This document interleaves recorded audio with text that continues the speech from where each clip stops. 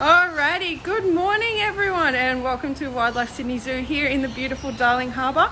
My name is Renee and I am joined by Keeper Marino and Keeper Maddie over there. Say hi guys. Hi. And of course we are definitely joined by our cute and cuddly koalas. This is little Cora here. She's a little bit shy for the camera at the moment, but you have come at a great time because it is feeding time. So you may have seen Rocky get fed last week. He did put on a little bit of a show, but he has nothing on these little girls. So I'm going to pop Cora back into the tree and we'll get started with their feedings. So we'll pop her in there. Come on. She doesn't want to. She's going to sit on me. I'm going to get Keeper Maddie to grab her off me. And then we'll pop her in the tree so she can have some breakfast as well. Woo. So what we are doing is we are about to put out some fresh leaf for our koalas. So mums out there, you may think your children are fussy, but koalas are definitely the fussiest eaters I've ever come across. So I'm going to go across to our now. There they are in the tree. We've got little Kalina here getting very excited for her food. We've got Iluka up the top there. And then we'll pan around. We've got Cora back in this tree waiting for that leaf. So Keeper Marino is about to put that eucalyptus into the tree. So I mentioned that they are fussy eaters. So in Australia we have over 800 different species of eucalyptus. So koalas, they can only eat roughly 10% of those trees. And to narrow that down even further, each individual koala will have their personal favourites. So even that being said, they will not eat every single leaf on these branches. As you do look around, you'll see these leaves down below. They're quite old, they're quite dry. Whereas these fresh juicy tips at the top, that is the favourite part for the koala. So you'll see the girls, they're getting very excited for their food. They're jumping around at the trees. Little Kalina there jumping across to the good leaf. So those leaves at the top, not only are they the tastiest, but they have the least amount of toxins, the most energy, and have the most water. So because they are a toxic plant, koalas don't actually really have any competition for this food. So it is an incredibly smart diet for them. And you can see little Kalina munching away there, absolutely adorable. So these leaves, although they are low in nutrition, they have all of the water they need. But because they are toxic, like I mentioned, they don't have that competition for their leaves. So they stay nice and high up in the tree where they do not actually have any natural predators. So when they are up there, nothing is going to try and predate upon them. So they're completely safe. But because these leaves are so low in nutrition, koalas need to conserve the little energy they do receive. And you can probably have one guess just how they do this. And that is, of course, by sleeping. So I mentioned earlier on that you have seen these girls at the perfect time because they are nice and awake and active, munching away on those leaves, whereas the rest of the time they will be fast asleep. So a koala will sleep roughly 18 to 20 hours a day. Absolutely living the dream. Definitely my spirit animal, and I would love to be sleeping for that long as well. But you can see little Scarlet up there munching away on those fresh juicy tips. So you may have noticed she's smelling each individual leaf. So koalas, they have an absolutely incredible sense of smell. So this sense of smell enables them to determine the nutrients, the energy, all of those toxins, and of course the water. So little Kalina there is going on a bit of a mission to find the perfect food. We're going a little bit closer to her cute and cuddly face. She's going to say hi to the camera, hey girl, and she's going to try and eat. So I'll pull away from that. She jumped across to the fresh food. But these girls here munching away nice and tasty leaf. So as they are sitting in the tree, I am often asked, how do they not fall out? How are they comfortable up in those forks? And will they ever fall out? So they are actually very, very, very well equipped to that life up in the trees. So because they do spend a majority of the time up there, not only do they have those incredibly sharp claws that you can see right there, but in their backside, they have a little bit of a superpower. So this backside is a cartilage plate, and it wedges them in just like it has with Kalina right there. And it's like an inbuilt armchair. So these inbuilt armchairs, it keeps them nice and comfy. They barely need to hold on. You can imagine if you're reaching out for that food, you wouldn't want to fall out of that tree. So it wedges them in, and even if they are spending most of their time sleeping, they will not fall out of that tree. But I mentioned they have those sharp claws. That's not only the feature of their hands. So you can see they actually have 2 thumbs on each front hand. So these two opposable thumbs give them that perfect grip as they're climbing up the tree. So you may have thought they're lazy, they're slow animals, they're not going to do all that much. But as soon as they hit that tree with those sharp claws and those two opposable thumbs, they'll be up there before you can say koala bear. But saying koala bear, it's actually the most common misconception we do here. So koalas, they're not actually a bear. So they are a marsupial. They have a pouch, just like your kangaroos, just like your wallabies, and of course your wombats. And as a matter of fact, wombats are their closest relative. So we as humans are actually more closely related to bears than a koala is. So it is one of those circumstances where looks definitely are deceiving. But as they are munching away and they are nice and awake, what we're going to do is we're going to weigh them. So we like to weigh our koalas when they are awake because they do spend a majority of their time sleeping. We don't want to interrupt that sleep. We want to ensure that they are nice and awake and active so we can get that accurate weight. Here at Wildlife Sydney Zoo in Darling Harbour, we weigh our koalas once every single week just to ensure they are growing healthy, they're happy, and they are staying at that steady weight.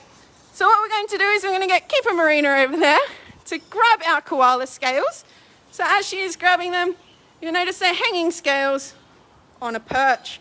So because koalas do live up in the trees, they feel most comfortable when they are up in the tree. So by having this hanging scale perch, it gives them the perfect area to hold on to whilst we are getting an accurate weight. But I will throw it out there right now. This little girl up here, Kalina, she is our youngest koala at 16 months of age. So I'm just going to put it out that you do a little bit of a guessing competition as to what her weight is. So Keeper Maddie over here, she's going to be having a look at the weights you're putting down and we'll see who does get the closest. So little Kalina, pop in your guesses for her weights in the comment. But in the meantime, Marina over here, she's going to grab our koalas out of the tree so we can pop them onto the scales. So the way she will grab them, I'll just come around this way, is from her forearms and peel them away like a banana. So those forearms are the strongest part of a koala. So this is the safest way in which to handle them. It does not hurt the koala, it does not hurt us. And by popping her hands over her head, it's a bit of a deterrent from her climbing out of the tree. So we have that weight at 5.36, and little Kalina, like I mentioned, does want to weigh herself. So she'll probably climb on down onto that scale all by herself. So these girls, they are munching away, still smelling out those leaves. But I will talk about a few of the other features of our koalas. So you can see that thick and fluffy fur. It's woven, it's textured. As a result, this fur actually protects them from all kinds of weather conditions. So when it's hot, it cools them down. When it's cold, it insulates them and keeps them warm. And even if it is pouring rain, it acts a bit like a raincoat for them. So it keeps the underside nice and dry. You can see they are definitely more exciting than Rocky the crocodile. So this fur, it does actually differ from the regions in which koalas are found. So they are found all across the east coast of Australia. So all the way from Queensland down to South Australia even. And the appearance of the koala does actually differ depending on the climate and the region in which they're found. So our koalas, they are found through New South Wales. So as a result, they are this nice lighter grey colour. They're not too fluffy because the climate around here, it doesn't get too hot and it doesn't get too cold.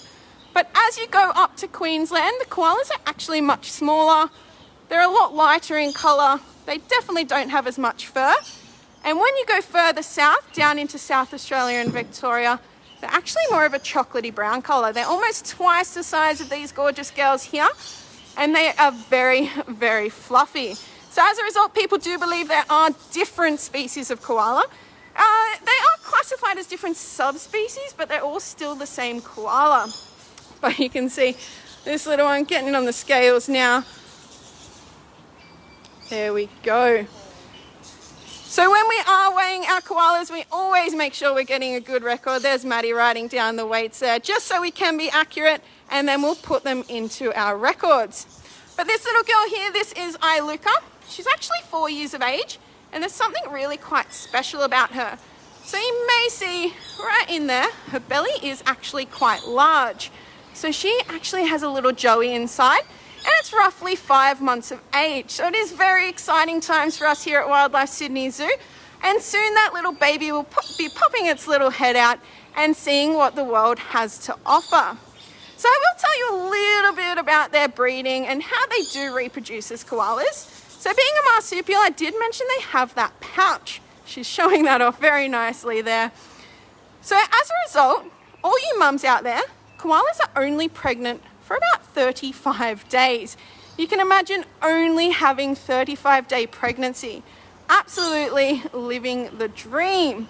But to make life even easier for our female koalas, they give birth to a baby that is about the size of a 2-centimeter jelly bean.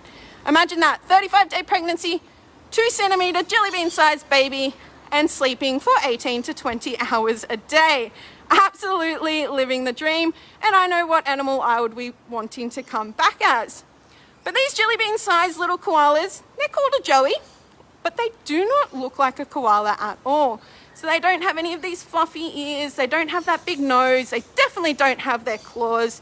What they do have is 2 little front arms. I mentioned they were the strongest parts of their body, and that is because they are initially born with them. So these front arms, these little babies actually need to make their own way into mum's pouch.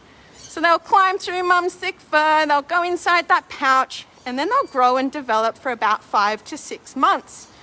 So during this time is where they'll actually start to look like these little cuties. They'll get those big fluffy ears, that big nose, and of course those incredibly sharp claws as well. And by this 5 to 6 month mark, like I mentioned, that's where they start popping their little heads out. But before they can actually start eating these leaves, just like our girls are right now, they have to do the grossest thing possible. So I mentioned eucalyptus is toxic. So koalas, adult koalas, they have all of the bacteria in their tummy to break down the toxins. But little baby koalas, they're not actually born with it, so they have to eat mum's poo.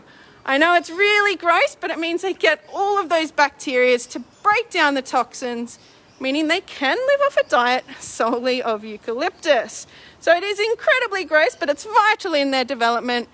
They'll stay with mum until they're about 1 year of age, and then once they are 1 year of age, they will be off on their own. And once they hit 16 months old, just like little Kalina up there, they're very independent. By 2 years of age, they can potentially have babies of their own. But we will continue to weigh these girls here. But Maddie, do we have any questions coming through that I may be able to answer? We do have a few questions. The first question that I saw was, can koalas swim? Which is a very interesting question. It is. Would you like to answer that one for me? Yes, they can. If indeed they do need to, they can. However, I would not call them a good swimmer. Interesting. And there we go. We have Kalina trying to climb onto the scales once again. We're not getting your weight just yet, little girl, but we will get that shortly. If you do have any more guesses about what you think her weight may be, the time will shortly come. But Maddie, do we have any more questions that we may be able to answer in the meantime? Yeah, another question that we've had come through quite a few times is, how far can koalas jump? Which I think is a very good question. Yeah, you may have seen them getting quite active before. So koalas are actually quite agile. I mentioned you may have thought they were quite slow, quite sluggish animals, but they can definitely jump between these perches here. And they can jump quite a distance. I've seen about 2-meter jumps between our koalas. So they are very agile when they need to be. But what we might do is we'll get a weight on little Kalina here. She is munching away. She's absolutely in heaven with those leaves. I'll let her finish that leaf before we do continue. But you may see her little teeth as she is munching away. So koalas, they do have incisors at the front of their mouth, enabling them to pull those leaves off the branch. And then what they have is molars down the backs of their mouths. So they are able to grind down on those leaves and get as much nutrients out as they possibly can. So Keeper Marina will get Kalina as our last koala to be weighed. She definitely wants to be the star of the show, so it's her time to shine right now. And we'll see how she goes. So peel her down like a banana, and then we'll... Any guesses on her weight? There's been heaps of guesses. We've had guesses of 12 kilos. We've had guesses of 7.8. 4.5 was one that just came through. 16 kilos.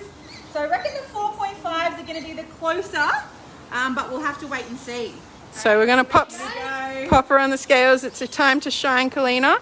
You've been wanting to do this all morning, so we'll see what we've got. We've got 4.6. So we did see a 4.6, but we might try and get a steady weight on her once more. But in the meantime, I'm going to pan across here over to Cora, munching away on those beautiful eucalyptus leaves. Once you are ready, girls, just give me the okay and I'll be coming on over.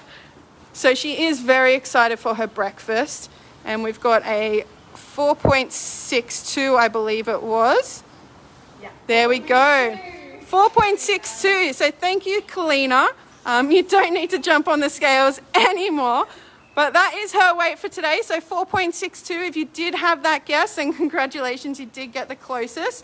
But she is still very young. I mentioned she is only 16 months of age. So our girls here, they roughly range from the 5 kilo mark up to about the 6 kilo mark. And our big boys here at Wildlife Sydney Zoo get to about 8 kilos. So you may have realized that all of these koalas in here are all female. And that is because females will happily live together. Whereas if we pan across to the other side of our rooftop, on the left-hand side over there, we do have big boy Banks. He is one of our big mature males, and we do have 2 more males in different areas of the zoo, and that would be Jarrah and Alfie. So these boys, they actually need to be housed alone, and that is because they can become quite territorial. So one of the distinguishing features of a male koala is actually on their chest. So with our females, you can see little Kalina up there. She's got this beautiful white chest. So this white chest is not the same with our males. So big mature males, they have this really big dirty patch in the center of their chest, and that is their scent gland. So that's actually how they will mark their territory. So they do a little bit of a chest shimmy on anything they would like to claim as their own, and that puts their scent marking on those trees. But it is also used as a koala's version of a cologne, attracting females in during breeding season. But he's also a bit of a romantic. He will sing those females a bit of a love song. It's probably not your average version of a love song. It is this deep bellowing grunting noise, and to be honest, it sounds more like a pig than anything else. But this is absolutely adorable and attractive to the females as we head on over to Sandy, who is in a bit of a food coma. She is passed out after a nice breakfast there. They do sit in some very awkward positions, as you can see. You're probably wondering how exactly they are comfortable, but I mentioned that cartilage plate in their backside. She knows I'm talking about her. But as we pan on into her hands, you'll see those 2 thumbs as well. But the last feature I would like to talk about our koalas is probably my most favorite feature, and that comes with the pads of their hand. Can't really see because of the lighting right here, but they actually have human-like fingerprints. So it is that similar to that of humans that they have actually sometimes been confused in crime scenes, which I do find incredibly interesting. But that is probably all we have to say about our gorgeous koalas today. I do hope you have enjoyed joining us here with this live stream and their feeding and their weighing. We've absolutely loved having you. But if you are interested, definitely stick around on our Facebook page to see more live streams to come during the week. Later on today at 11:30, Sea Life Sydney Aquarium will be introducing you to their seahorses. So definitely stick around for that. A bit of fun and excitement for the kiddies on a day like today. But that's all from us. I will pan around back on us. So thanks guys, as Maddie and Marina. Please enjoy the rest of your day. Stay safe, look after each other, and enjoy. Bye guys.